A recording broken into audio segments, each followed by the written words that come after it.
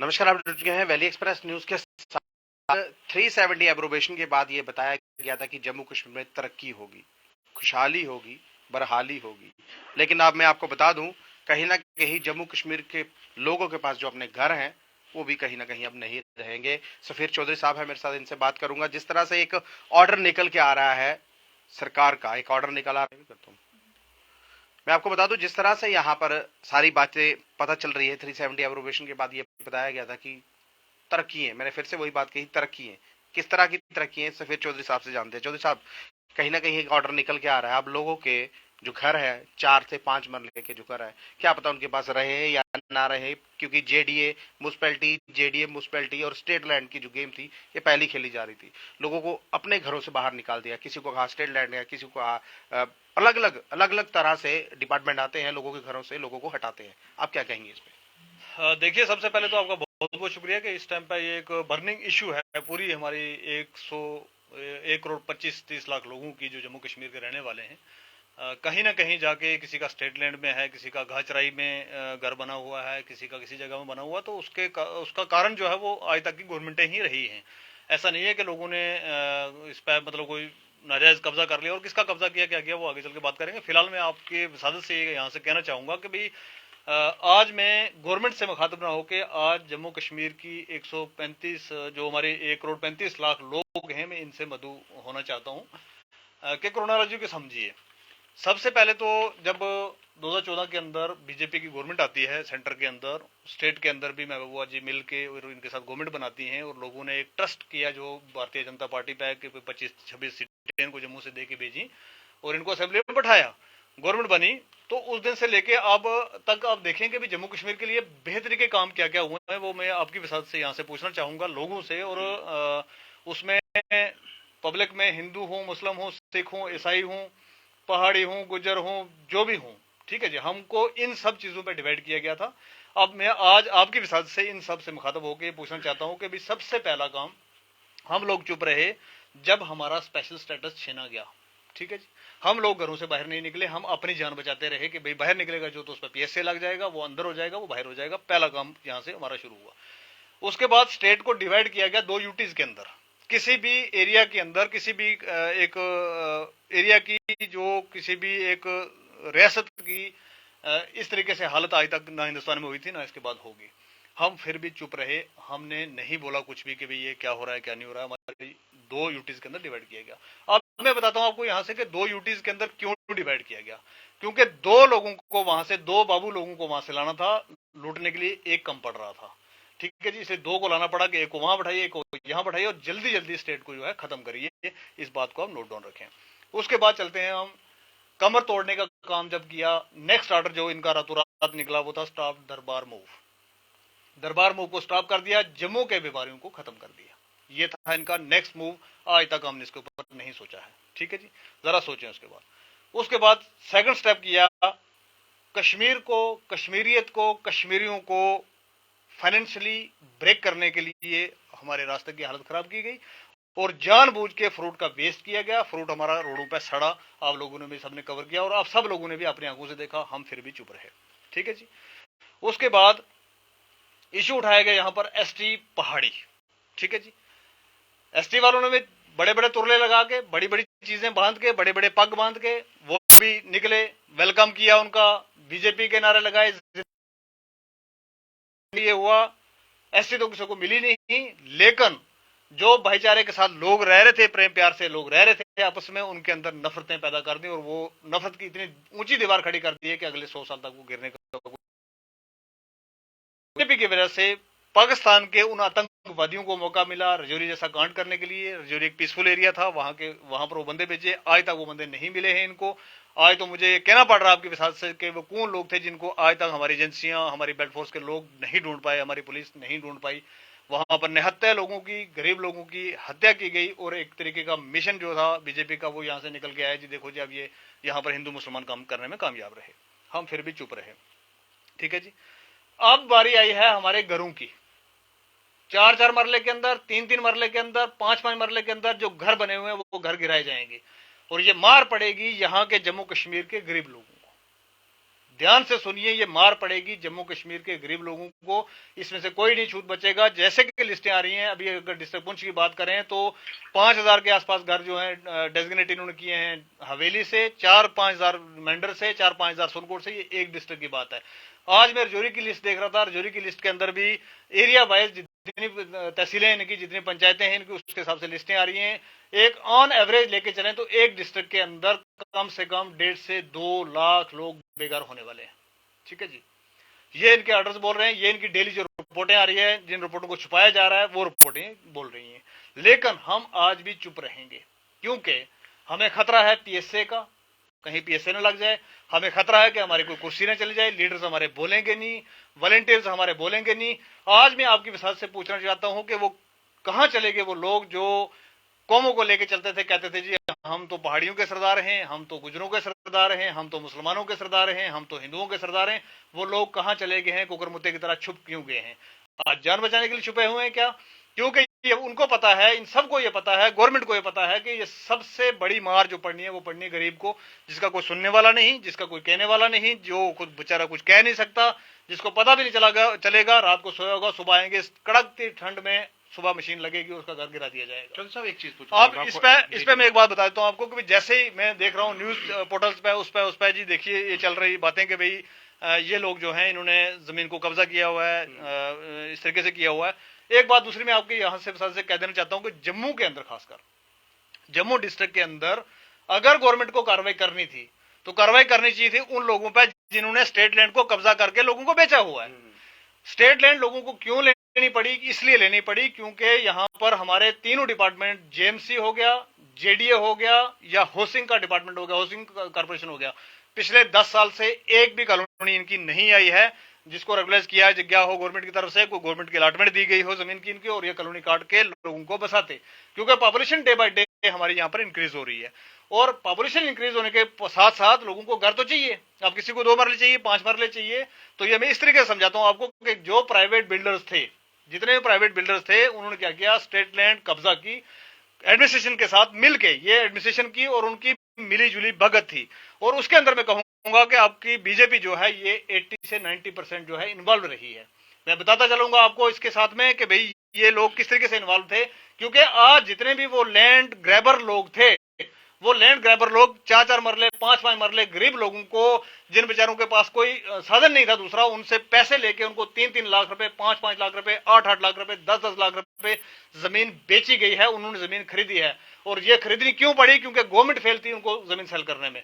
जब गवर्नमेंट जमीन सेल करने में फेल हो गई, जब ये हमारी एजेंसीज, उनको जो एजेंसीज यहाँ पर जिनका हाउसिंग का काम था वो काम करने में फेल हो गए, तो प्राइवेट लोगों ने जमीन को लेंडर बन के, जमीन को, सरकारी जमीन को लेंडिंग करके बेच दिया उन गरीब लोगों को कि भैया 5-5 मरले के अंदर घर बनाइए पैसे लेके। आज वो जमीन बेचने वाले सारे लोग बीजेपी में हैं। एक एक करके अगर आपको मैं नाम बताना शुरू करूं तो ये लंबी चौड़ी लिस्ट है। वो लोग भी जानते हैं, वो पब्लिक भी जानती है, वो बीजेपी भी जानती है वो कौन लोग हैं जो बीजेपी के अंदर हैं। वो लैंड ग्रैबर सारे के सारे बीजेपी का ठप्पा लगा के, बीजेपी का झंडा लेके, बीजेपी को ज्वाइन करके उनके साथ बैठे हुए हैं। लेकिन हाँ, वो बिल्कुल वॉशिंग मशीन में घिस गए और क्लीन हो गए। उनसे कोई पूछताछ नहीं की जाएगी। हाँ, गवर्नमेंट को कार्रवाई करनी थी, उन लैंड ग्रैबर्स को पकड़ना था जिन्होंने जमीन बेची हुई है। अब जिस बेचारे ने 5 मरले अपनी सारी जिंदगी की कमाई लगा के, दिहाड़ियां लगा के, मजदूरी करके 5 मरले के अंदर घर बनाया, आज मशीन लेके सुबह सुबह 5 बजे पहुंचते हो और उसका घर गिरा देते हो, ये कहां का इंसाफ है? और ये कौन सी डेवलपमेंट हो रही है हमारे जम्मू कश्मीर की, और कौन सी डेवलपमेंट हो रही है हमारे हिंदुस्तान की? इससे मैं आपकी विसात से पूछना चाहूंगा।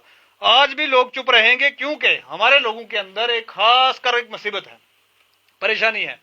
मेरा 10 मरले का टूटे तो टूटे, लेकिन सामने वाले का 5 मरले का जरूर टूटना चाहिए। इस थॉट से, इस नीयत से हम लोग बैठे हैं। और याद रखिए, अगर 5 मरले वाले का नहीं बचेगा तो 10 वाले का भी नहीं बचेगा, 10 वाले का नहीं बचेगा तो किसी का नहीं बचेगा। ये टाइम टू टाइम, ये बीजेपी है, ये भारतीय जनता पार्टी है, सबका तोड़ेगी। अब तोड़ने के बाद में आपकी विसात से एलजी साहब से यहां से पूछना चाहता हूं कि एलजी साहब, ये जमीन आपने किसको बेचनी है? बिहार से लोग लाने हैं, यूपी से लाने हैं, दिल्ली से लाने हैं, पंजाब से लाने हैं, हरियाणा से लाने हैं, कहां से लाने हैं?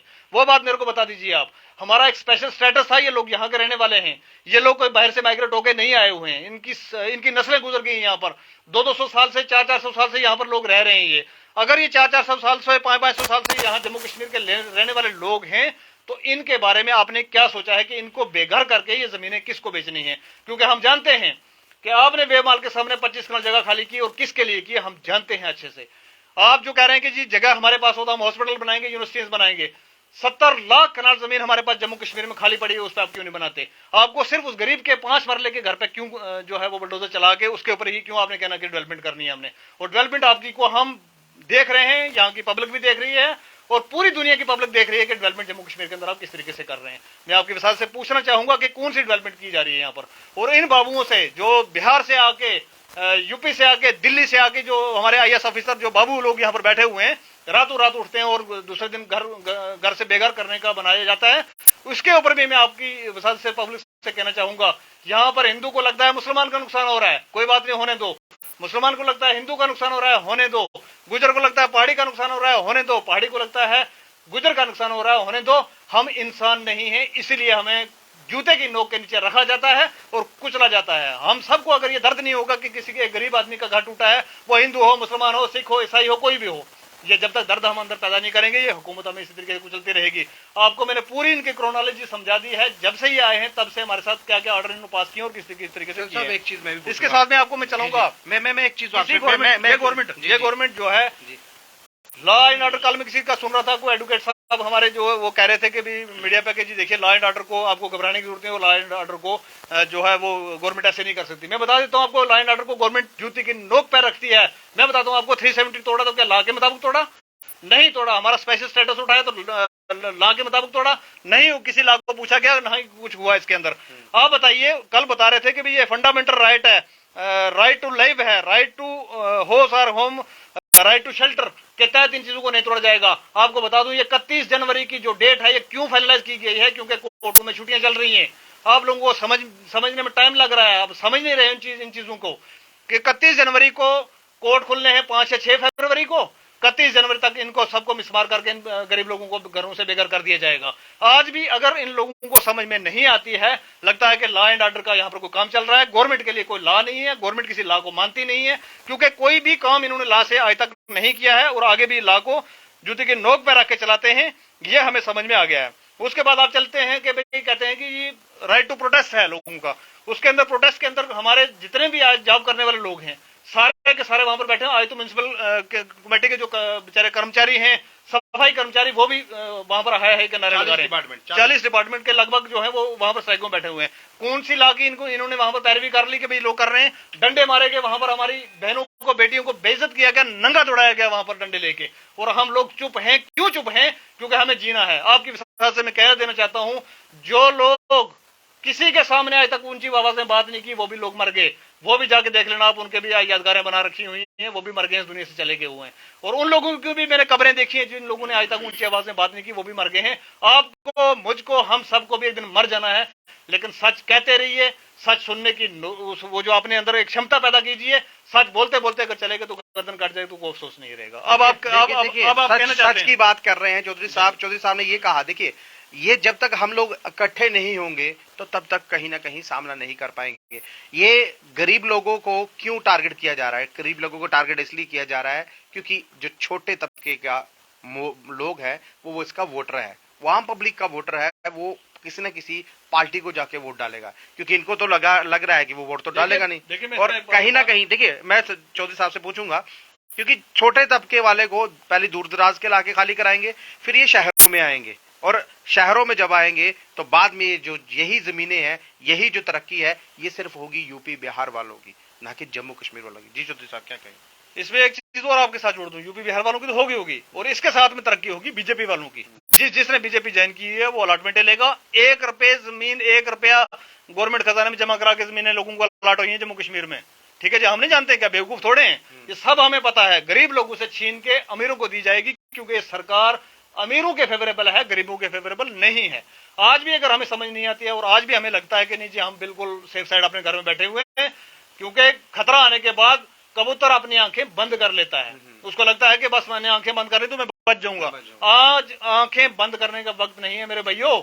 आज आंखें बंद की और इस दर्द में हम रहे कि ये हिंदू का हो रहा है, हमें को परवाह नहीं है, ये मुसलमान का हो रहा है, हमें को परवाह नहीं है, ये तो गुज्जर का टूट रहा है, हमें को परवाह नहीं है, ये तो पहाड़ी का टूट रहा है, हमें को परवाह नहीं। एक भी नहीं बचेगा, क्योंकि बीजेपी की ये प्लानिंग है कि जम्मू कश्मीर के लोगों को फाइनेंशियली डैमेज करो। ये सिर्फ कश्मीर के लिए नहीं, जम्मू के लिए है।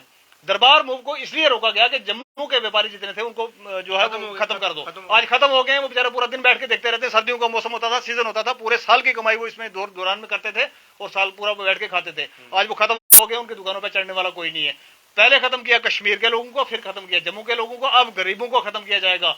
और याद रखिए मेरी बात, ये सब पे बारी आनी है। लेकिन अब खत्म किया जा रहा है भाईचारे को। भाईचारा हमारा खत्म हो चुका है। भाईचारा हमारा कब का खत्म कर चुके हैं ये, उसको आप छोड़ दीजिए। भाईचारा खत्म कर दिया गया है, सारा खत्म कर दिया गया है। टेंट लगा के लोगों को रहना पड़ेगा, एरियाज के अंदर जाके टेंट लगा के अपने बाल बच्चे को पालना पड़ेगा। ये वक्त वो दौर ही आ गया है। और इसके पीछे एक ही मिशन है कि जम्मू कश्मीर के लोगों को फाइनेंशियली डैमेज करो, इनका फाइनेंशियली खत्म कर दो इनको, ताकि ये सर उठा के इनको खाने की पड़ी रहेगी कि शाम को खाना कहां से, उसके पीछे भागेंगे। ये किसी पार्टी से, किसी हुकूमत से सवाल जवाब नहीं करेंगे। इसलिए सारा भारतीय जनता पार्टी का सीधा सीधा यही कहना है, पहली जोड़ तोड़ की राजनीति वो तो हो गई, क्योंकि जम्मू कश्मीर में 370 के बाद आज 9वां साल लग चुका है, इलेक्शन नहीं हुई है।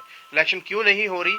इसलिए नहीं हो रही क्योंकि जो बाबू शाह ने जो फरमान निकालते हैं वो किस तरह से पारित हो गए। अगर इलेक्शन होगी, चुनिंदा सरकार होगी, अगर चुनिंदा सरकार होगी तो कहीं ना कहीं आम पब्लिक का भला करेगी। वो भला होने नहीं देंगे, क्योंकि 25 एमएलए हमारे थे और उन्होंने ये कहा था कि अब जम्मू कश्मीर के लोगों को ज्यादातर जम्मू के लोगों को जम्मू से बाहर जाना पड़ेगा, क्योंकि हमें घेराबंदी हो गई है। अब घेराबंदी किन्होंने की है? यूपी बिहार के लोगों ने, जो ये ऑर्डर निकाल रहे हैं, भाई मकानात खाली कराइए, 4 मरले 5 मरले का जो प्लाट है उसको खाली करा दीजिए, क्योंकि आप जो है कहीं ना कहीं इस घेरे में आ चुके हैं। घेरे में कौन आया है? हम आए हैं या भारतीय जनता पार्टी के लोग? जो बोलते हैं ना काली भेड़े इनके पास हैं, इन्होंने रखी हुई हैं, लेकिन उन काली भेड़ों को सफेद पाउडर में डालकर साफ कर भारतीय जनता पार्टी का एक टैग लगा दिया गया है, ताकि इनके ऊपर कोई एक्शन ना आए। और सबसे बड़ी बात, कहीं ना कहीं भारतीय जनता पार्टी के जो लोग इस वक्त कहीं ना कहीं ये सारा जो सिलसिला चल रहा है, अगर ये ऑर्डर्स आए हैं, अगर चौधरी साहब ये ऑर्डर्स आए हैं, तो कहीं ना कहीं इसको इंप्लीमेंट करने के लिए 31 जनवरी तक का ऑर्डर है, तो 31 जनवरी तक तोड़फोड़ शुरू हो जाएगी। इसमें एक चीज मेरे को और कहनी है, वैसे मैंने सारा कुछ कह दिया, लोग बहुत समझदार हैं, चीजों को समझते हैं। मेरा सिर्फ एक ही कहना है कि डर को छोड़िए, अब निकलिए, टाइम आ गया है, ठीक है। दूसरी बात, आपकी वसात से मैं यहाँ से कहना चाहूंगा रविंद्र रैना जी से। रविंद्र रैना जी, आप नौशहरा डांगरी के रहने वाले हैं। नौशहरा डांगरी की जो लिस्ट निकल के आई है आज, वो लिस्ट 7500 लोगों के आसपास की लिस्ट है, जिनके पास फॉरेस्ट लैंड है, वो स्टेट लैंड है, रोशनी एक्ट वाली है, फलानी है, डमकानी है, सब। आप मेरे को बताइए कौन सा पुण्य आप कर रहे हो उन लोगों के ऊपर जिन लोगों ने आपको वोट दिए थे, और उन वोटों का जवाब आप किस तरीके से दे रहे हो, ये मेरे को आपसे भी पूछना है, क्योंकि वहां के आप लोकल हो। ये पार्टियां नहीं रहेंगी, ये हुकूमतें नहीं रहेंगी, लेकिन आपको मुझे उस एरिया के अंदर रहना है। ये कौन सा इंसाफ जो आपकी तरफ से हो रहा है, इसके बारे में आपसे भी पूछना चाहूंगा। और इसके साथ साथ वो पगड़ी वाले लोग, वो पगड़ी वाले गुज्जर, वो पगड़ी वाले पहाड़ी, वो पगड़ी वाले हिंदू, वो पगड़ी वाले सरदार, वो पगड़ी वाले मुसलमान, जो वहां पर नारा चला रहे थे कि जी बीजेपी जिंदाबाद, और हम जा जाके वहां पर ज्वाइन कर रहे थे गाड़ियां भर भर के। आज मैं उनसे कहता हूं कि आज आपकी पगड़ियों क्या हो गया भाई साहब? सर्दी लगी क्या? आज आपकी पगड़ियां मैली हो गई क्या? आप गरीबों के घर टूट रहे हैं, और आप कहीं रोडों पे, कहीं एरिया के अंदर, कहीं किसी ऑफिस के बाहर, कहीं इन बाबू लोगों से बात करते हुए नहीं दिख रहे हैं। बहुत अफसोस की बात है। उन पगड़ियों को पहन के सिर्फ बीजेपी जिंदाबाद और वो करके आपने डिवाइड किया लोगों को। आज उन पगड़ियों का वक्त है, आज पगड़ियां वो लगा के गुज्जर, पहाड़ी, हिंदू जितने भी हैं, वो बड़े बड़े टीके लगा के वो सारी चीजें निकाल के आज निकले, अपने लोगों के साथ खड़े हूं। नहीं तो मैं आज यहां से आपकी साथ से इस पब्लिक से जम्मू कश्मीर की से कहना चाहूंगा, ये पगड़ी वाले दोबारा अगर मिले तो डंडे मारो इनको। देख लीजिए, कहीं ना कहीं कम्युनिटी को एकत्रित होना पड़ेगा, सभी कम्युनिटी को, एक को नहीं, सभी कम्युनिटी को एकत्रित होना पड़ेगा। अपने मकानात, देखिए मकान बचेंगे तो बच्चे कहीं ना कहीं कुछ करेंगे। नौकरी नाकरी तो उन्होंने देनी नहीं है, क्योंकि नौकरी के लिए इनके पास पैसा नहीं, लेकिन लोगों के मकानात तोड़ने के लिए ये एक ऑर्डर जो है वो निकल के आ रहे हैं। 31 जनवरी तक ये ऑर्डर इंप्लीमेंट होगा। पहली दूर दराज के इलाके, फिर जम्मू शहर में भी ये लोग आएंगे। अब किस तरह से काम, ये तरक्की की और ये लोग कहते हैं हम जा रहे हैं, कौन सी तरक्की, कहाँ की तरक्की? अपनी राय जरूर रखिएगा। इस वीडियो को ज्यादा से शेयर कीजिए। नमस्कार।